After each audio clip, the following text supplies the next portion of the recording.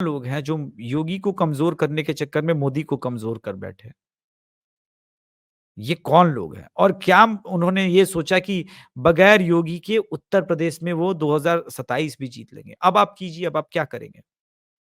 अब तो इसलिए भी पलटने की संभावनाएँ कम है क्योंकि उनके दोनों हाथों में लड्डू है। अब वो बिहार की भी राजनीति में बीजेपी से हार्ड बार्गेन करेंगे और सेंट्रल में भी, मंत्रालय भी। वो और जानते हैं कि लंबी सरकार यहीं चल सकती है, वहाँ तो लंबी सरकार चलेगी नहीं। रियलिटी में भी 320 के और 300 के ही आस-पास घूम रही थी, उसमें से सीधा 50 कम हुआ। 290 चलिए प्रैक्टिकली मानते हैं। तो 290 में से कम हुआ।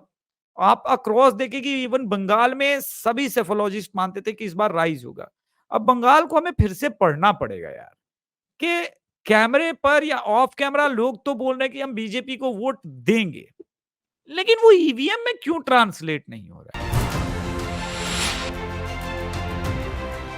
नमस्कार दोस्तों, मैं अंबर जैदी और एक बार फिर से आप सबका स्वागत करती हूँ आज के खास कार्यक्रम में। और आज हमारे साथ अभिषेक तिवारी जी जुड़े हुए हैं और आप उनका यूट्यूब चैनल भी देखते हैं और चुनावी नतीजों को लेकर और पूरे ही चुनावी अगर हम उसकी बात करें कैंपेन की तो पूरी तरह से ग्राउंड पे नजर आ रहे थे और बहुत सटीक विश्लेषण भी करते नजर आ रहे थे। बिहार में तो खास तौर से बहुत ज्यादा एक्टिव नजर आए।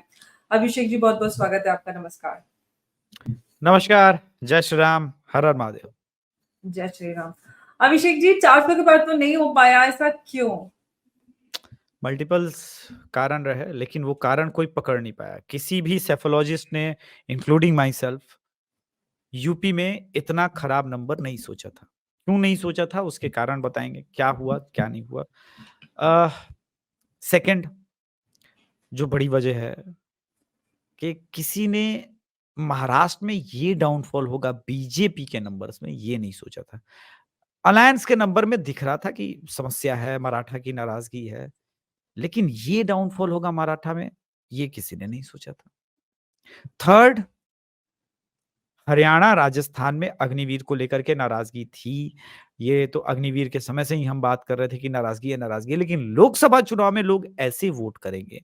निर्दलीय कैंडिडेट्स को लेकर के और बीजेपी कैंडिडेट के सिलेक्शन को लेकर के एक-एक सीट पर नाराज़गी थी। ऐसी 50 ऐसी सीटें थी जिसपे ज़बरदस्त नाराज़गी थी और लोगों का ये मानना था कि एक सीट ये हराने से बहुमत में थोड़ी ना कमी होगी।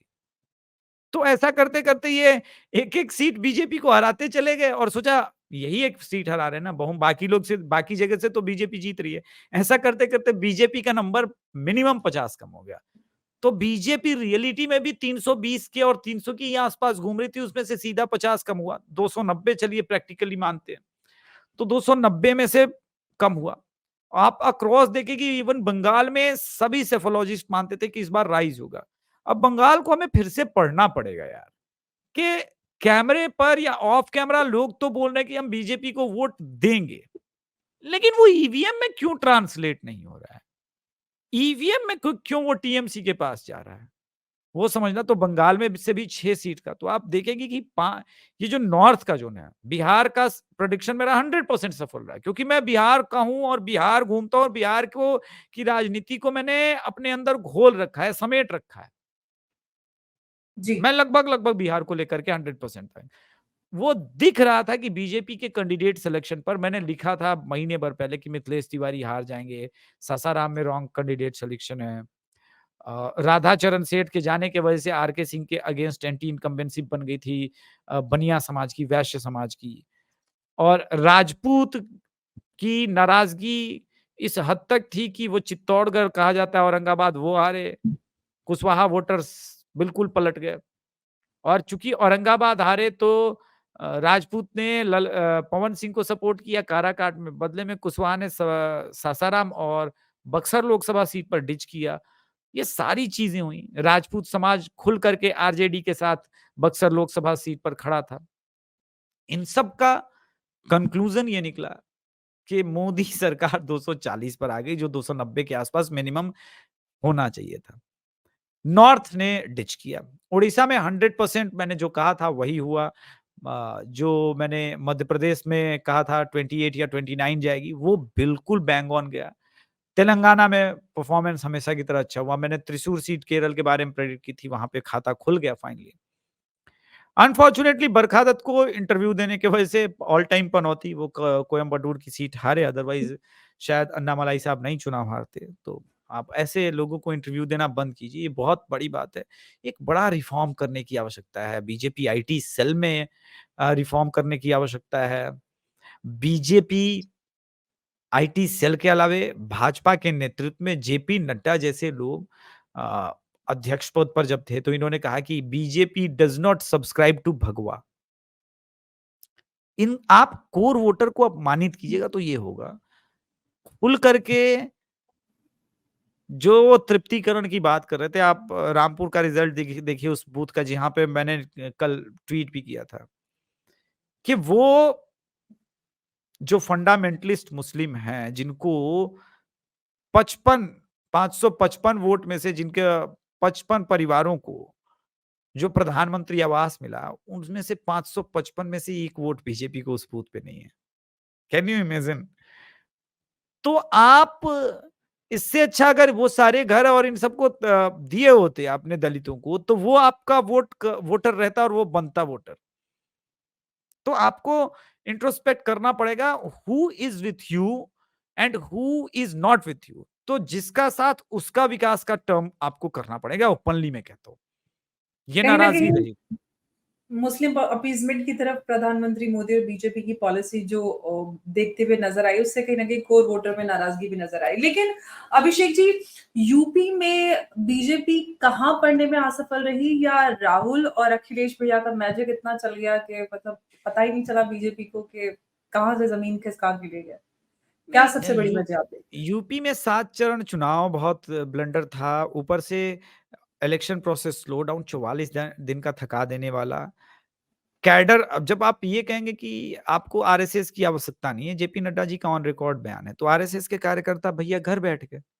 जब बीजेपी को आरएसएस की आवश्यकता नहीं, तो आरएसएस के कार्यकर्ता क्यों अपमानित हो? बहुत सारे कार्यकर्ता निराश हो गए, घर बैठ गए।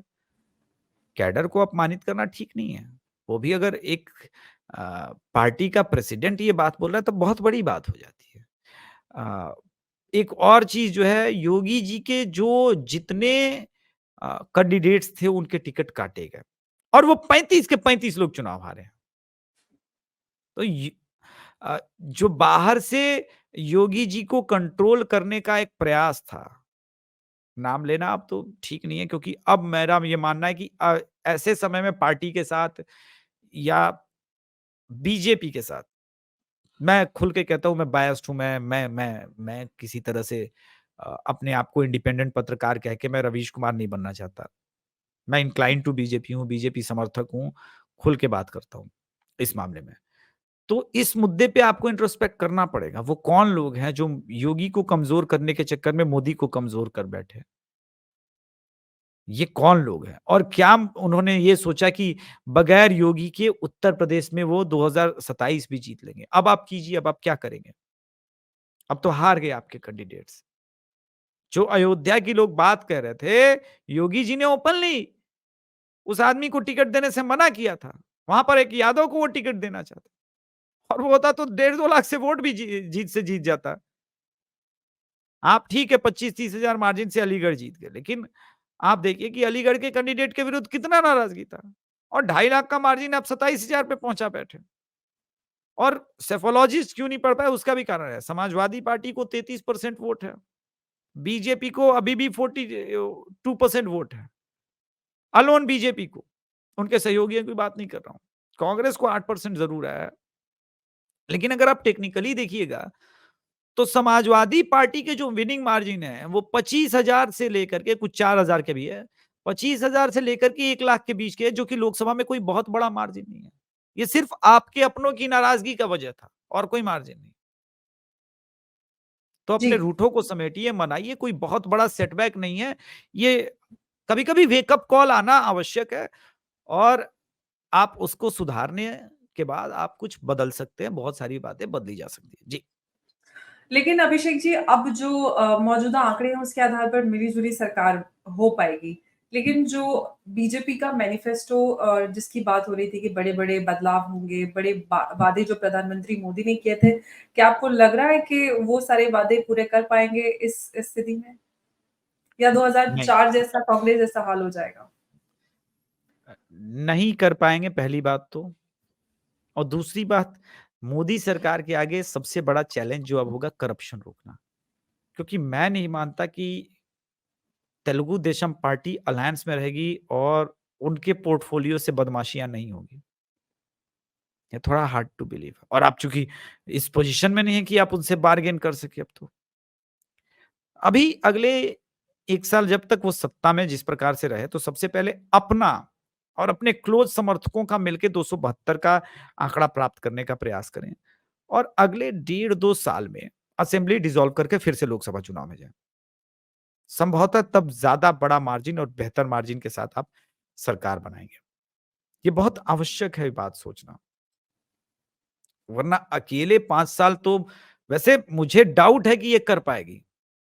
अब ये गाड़ी वैसे ही चलेगी और 5 साल अब आप सिर्फ मिली-जुली सरकार देखेंगे, क्योंकि फिर आपको अलायंस टूटने का भी डर रहता है ना, बहुत सारी चीज़ें। वो क्यों तैयार होंगे दोबारा चुनाव को लेकर के? क्योंकि उनका अब चल रहा है ना ये, उनकी मर्ज़ी चल रही है, इस वजह से मैं कह रहा हूँ। तो ऐसी परिस्थितियों में एक जो बड़ा मैंडेट है, वो चूक जाएगी, और बड़े निर्णय आप विदेश नीति इन सब पर तो ले पाएँगे। पर मुझे नहीं लगता कि देश के संदर्भ में, हिंदुओं के संदर्भ में अब कोई बड़े फैसले मोदी सरकार कर पाएगी। इससे कहीं न कहीं अगली टर्म और जो उद्देश्य है बीजेपी का लॉन्ग टर्म, उसपे काफ़ी असर होगा। आने वाले जो टर्म्स रहेंगे वो उतने आसान नहीं रह पाएँगे और इनफैक्ट आने वाला 1 डेढ़ साल जो रहेगा वो भी बहुत चैलेंजिंग हो सकता है। बहुत चैलेंजिंग हो सकता है। सबसे पहले तो अब कैसे घुसपैठियों को कंट्रोल करेंगे, अब कैसे रोहिंग्या को कंट्रोल करेंगे, ये तो इनके आगे बहुत बड़ा चैलेंज रहेगा। अ, आई डोंट थिंक कि मोदी सरकार अब वो सारे काम कर पाएगी, और हमको एक्सपेक्ट भी नहीं करना चाहिए, क्योंकि हम फाइनली धोखा तो मोदी सरकार को उनके अपनों ने ही दिया है।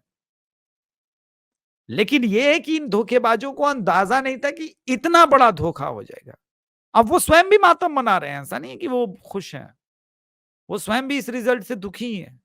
उन्हें लगा था कि हम 272 तक रोकेंगे, क्योंकि 400 का आंकड़ा दिख रहा है। सच ये था कि बीजेपी 320 के आसपास है, और आप 272 रोकने के चक्कर में जो आपने 50 कम किए, वो बीजेपी सीधे बहुमत से नीचे आ गई। तो अब तो ये है कि बीजेपी के आगे सबसे बड़ा चैलेंज है कि अपने स्ट्रॉन्ग होल्ड्स को कैसे मेंटेन रखना है। चाहे वो उड़ीसा में बेहतर सरकार चलाए, तेलंगाना में और परिश्रम करे, वेस्ट बंगाल में वापस और खड़ा होने का प्रयास करें कि नंबर्स बढ़ाए जा सके अगली बार। बिहार में 2025 में ही चुनाव है। बिहार में अपने आप को और स्ट्रेंथ देने का प्रयास करे, अपने अलायंस को स्ट्रेंथ देने का प्रयास करे, और यूपी में वर्क करे। यूपी में सबसे पहले तो ये लोग अग्निवीर स्कीम को, स्कैम तो नहीं है, खत्म करे भाई। दबी जबान में लगातार हम लोग आलोचना कर ही रहे थे ना। तब लोगों ने कहा कि इससे मोदी को नुकसान होगा, तो हम चुप हो गए। लेकिन हम देख रहे थे कि उसका क्या प्रभाव होगा। और आप देखिए, पश्चिमी यूपी हो, हरियाणा हो, राजस्थान, उसका रिजल्ट आपको दिखाना। जी, ये नहीं करना था। दूसरी लेकिन चीज़ जो अभी है, जी, जी, जी, जी, आप प्लीज़ कंटिन्यू कीजिए। नहीं, नहीं, मैं बाद में और पूछूँगी उससे अलग सवाल। दूसरी चीज़ जो है, हुँ, वो आपको अब आपको फ्रीबीज़ की राजनीति खुल के करनी पे पड़ेगी। देखिए, आप प्रॉपर ढंग से सत्ता में रहेंगे तो बहुत कुछ हो पाएगा। बंद कीजिए पेट्रोल पे सेस, ले आइए 100 के नीचे। क्या ज़रूरत है इस देश को? 5 ट्रिलियन की इकोनॉमी बना के क्या करेंगे जब आप विपक्ष में चले जाएँगे भैया? अगले 5 साल खुल करके फ्रीबीज़ और इस प्रकार की राजनीति कीजिए, आप फुल फ्लेज सत्ता में वापस आइए, और फिर अपने जो आपका जो एजेंडा है, उस पे काम करें। जी। ये सब तो रही बातें जो ग्राउंड की कि कहाँ पे टिकट डिस्ट्रीब्यूशन में कमी रही, कहाँ से संघ के साथ नाराज़गी, कार्यकर्ताओं के बीच नाराज़गी, उनको भी कहीं न कहीं दरकिनार किया गया। बहुत सारे फैक्टर्स रहे। लेकिन सोशल मीडिया कुछ प्लेटफ़ॉर्म्स ऐसे थे जिस पर जो प्रो विपक्ष चीज़ें चलाई जा रही थी, वो कंपनीज़ उनको काफ़ी प्रमोट कर रही थी और इनफैक्ट पूरी तरह से जो राइट विंग था, उसको पूरी तरह से दबा दिया गया था। इस चीज़ को भी कहीं न कहीं बीजेपी ने काफ़ी हद तक इग्नोर किया, उसको सुना नहीं क्योंकि हम लोग भी बहुत वक़्त से इस बात को कह रहे थे कि कहीं न कहीं कुछ तो गड़बड़ है, लेकिन उस पे ध्यान नहीं दिया गया। आप इसको किस तरह से देखते हैं कि इसने भी क्योंकि ध्रुव राठी को तो एक ऐसी फिगर के रूप में उभर के आ रहे हैं, वो कल से ऐसा सेलिब्रेशन चल रहा है कि उन्होंने संविधान बचा लिया, पूरे देश को जागरूक कर दिया? आई डोंट थिंक सो कि ध्रुव राठी इतना बड़ा इश्यू रहा है। देखिए अ, गलती भाजपा की है, भाजपा आईटी सेल की है। हमारा कॉमन फ्रेंड है, आप जानती हैं द स्ट्रिंग यूट्यूब चलाता था विनोद, उसका चैनल समाप्त हो गया। हम मंत्रालय तक गए, बीजेपी ने क्या किया? कुछ नहीं किया ना। शहजाद पूनावाला व्यक्तिगत इस पूरे केस में इन्वॉल्व हुआ था, लेकिन कोई पैरवी सुनाई नहीं पड़ी। अ, ऐसे लगातार कंप्लेन आ रहे थे, अजीत भारती भाई का येलो डॉलर, मेरे चैनल का येलो डॉलर, अंबर ज़ैदी का रीच डाउन करना, अभिषेक तिवारी शो का रीच डाउन करना और सरप्राइज़िंगली इलेक्शन ओवर होते ही मेरा अब रीच रीच वापस भी आ गया है। ये सब ऑटोमैटिकली नहीं था, अब तो पता चल गया यूट्यूब के 17 एम्प्लॉइज़ थे, कांग्रेस ने लेटर लिखा था। अब आपको क इन सब चीज़ों को लेकर के कार्रवाई कर सकते हैं आप, क्योंकि आपको आपका अलायंस रोकेगा भी नहीं इस मामले में। इस मामले में नहीं रोकेगा। तो आप अपने प्रोज़ जो हैं आपको उनको समेटिए और ध्रुव राठी जैसों पे और जो लोग हैं आपके एंटी, खुल के चाबुक चलाइए, कोई नहीं रोक रहा है। एकदम खुल के, वो डेमोक्रेसी की ऐसी की तैसी संविधान की आप वो वैसे भी आप बड़े आपका पूरा का पूरा आपको हिटलर भी कहा जाता है और हिटलर की आत्मा वहाँ से रो भी रही तो है, फिर बोले यार हिटलर हार किसको गए भाई, हिटलर हार गए उनके हिसाब से, तो वो तो कह रहे हैं कि हार गए, उन्होंने ये नहीं, नहीं संविधान को जिता लिया। सारे फासिस्ट बोल रहे हैं, ये कैसा फासिस्ट है भाई? विपक्ष इसको माँ-बहन की गाली दे रहा है। इसके कार्यकर्ता को पीटा जा रहा है, बंगाल में गला काट दिया जा रहा है। इसके कार्यकर्ताओं का संदेश खाली में बलात्कार हो रहा है, ये कैसा हिटलर है भाई? कुछ तो लाज रखें हम डिक्टेटर्स का, ये कैसा डिक्टेटर है? कब दिखेगी डिक्टेटरशिप इसको आता है? हिटलरशाही? हैं? तो कब दिखेगी अब हिटलरशाही? दिखनी भी तो हाँ, चाहिए। हाँ, अब आपको खुल के करनी चाहिए इन सब चीज़ों को लेकर के, रोने दीजिए विपक्ष को, विपक्ष अभी भी सत्ता में नहीं है और आने वाले समय में भी उसके पास नंबर ही नहीं है। 99 लेकर के कांग्रेस सत्ता सरकार थोड़ी ना बनाएगी और 5 साल चलाएगी, ये होगा ही नहीं, किसी कीमत पर नहीं होगा, हमेशा टूटेगा, हमेशा सरकार बदल जाएगी। तो ये सब करने की आवश्यकता ही नहीं है। अभिषेक जी, आप बिहार से आते हैं और नीतीश बाबू पिछले 1 डेढ़ साल से इधर-उधर जाने में काफ़ी वो मज़बूती से इधर-उधर हुए हैं, बहुत तेज़ी से। लेकिन अभी जो ये जो गठबंधन है, इसमें नीतीश कुमार और चंद्रबाबू नायडू दोनों ही बहुत अहम इस वक़्त उनका रोल नज़र आ रहा है। लेकिन काफ़ी आश्वस्त नज़र आ रहे हैं क्योंकि जिस तरह से हमने देखा कि तेजस्वी यादव के साथ तस्वीर वायरल हुई, उसके बाद भी बयान आया कि ऐसी कोई बात नहीं है। अ, क्यों और क्या वजह है कि इतने आश्वस्त हैं कि इस बार नीतीश बाबू इधर से उधर नहीं पाला बदलेंगे? देखिए, मैं आश्वस्त नहीं हूँ, लोग आश्वस्त ज़रूर हैं। हालाँकि अब नीतीश कुमार इसलिए भी पलटने की संभावनाएँ कम है क्योंकि उनके दोनों हाथों में लड्डू है। अब वो बिहार की भी राजनीति में बीजेपी से हार्ड बार्गेन करेंगे और सेंट्रल में भी, मंत्रालय भी। वो और जानते हैं कि लंबी सरकार यहीं चल सकती है, वहाँ तो लंबी सरकार चलेगी नहीं। तो ये सारी चीज़ें तो जदयू वाले भी जानते हैं कि 5 साल सरकार इसको चलाया जा सकता है क्योंकि हमारे पास मैजिक नंबर 292 का है। वहाँ तो 292 का मैजिक नंबर है भी नहीं, अगर चले भी गए तो मुश्किल से 4 महीने, 5 महीने सरकार टिकेगी। एक अलायंस इधर गया, आप सत्ता से बाहर हो गए। तो ये सारी चीज़ें हैं। लेकिन मुझे लगता है कि नरेंद्र मोदी 5 साल अब जैसे-तैसे जो भी है चला लेंगे। वो मैंडेट नहीं है तो उस तरह की आपको एक्सपेक्टेशन भी नहीं करनी चाहिए और ख़ास करके हिंदुओं को जो फलाना-ढिमकाना चिल्ला रहे थे, ये कर दो, वो कर दो, अब कुछ नहीं होना है। आप साथ नहीं देंगे तो इसी प्रकार का रिज़ल्ट आएगा और इस रिज़ल्ट के बाद आपको ऐसे ही सरकार चलती हुई मिलेगी। जी। अभिषेक जी, बस एक सवाल मैं आपसे जानना चाहती हूँ कि यूपी में बीएसपी का तो खाता ही नहीं खुला, आखिर ऐसा क्यों हो गया? क्या हो गया? ममता दीदी को तो बिल्कुल समेट दिया लोगों ने। नहीं, सॉरी, देखिए मायावती जी को देखिए मायावती जी को, सॉरी। हुँ। मायावती का अभी भी 10% वोट है। मायावती का साथ ब्राह्मणों ने, राजपूतों ने, हुँ। दलितों ने और मुसलमानों ने छोड़ दिया। वरना मायावती टेक्निकली अभी भी 22% पर चली जाती। ब्राह्मण और राजपूत तो इतने अपने आप को विद्वान और खुस खुल करके ब्राह्मण राजपूत भूमिहार मतभेद साबित हुए पूर्वांचल में, इतने अपने आप को ऐसा समझने लगे तानाशाह कि एक दूसरे के क्रोध में हमें दोनों ने समाजवादी पार्टी को वोट किया। अरे महामूर्खों, तुम्हारी लड़ाई में तुमने समाजवादी पार्टी को ही वोट कर दिया, भाजपा को वोट नहीं किया। खुलकर के मतभेद हुए।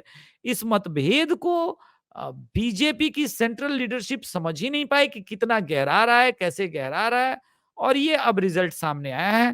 तो वो तो है ही इसको सॉल्व करना पड़ेगा इस मिस्ट्री को विधानसभा में, क्योंकि ये मतभेद अगर अब कम नहीं हुए, तब तो बर्बाद हो जाएँगे।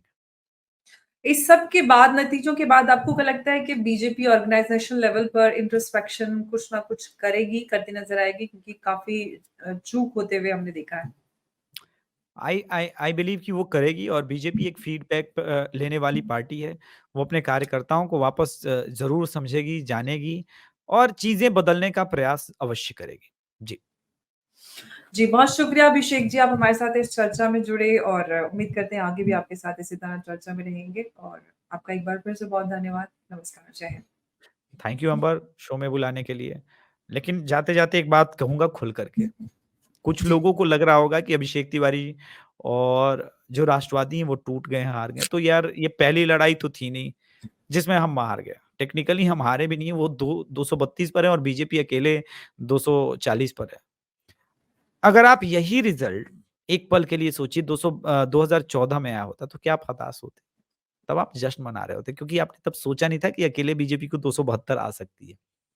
सो बहुत बड़ा सेटबैक नहीं है, ये ज़रूर है कि इस सेटबैक से सबक लेना है।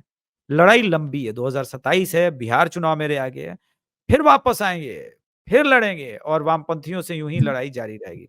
धन्यवाद। धन्यवाद। जय श्री राम। जय श्री राम।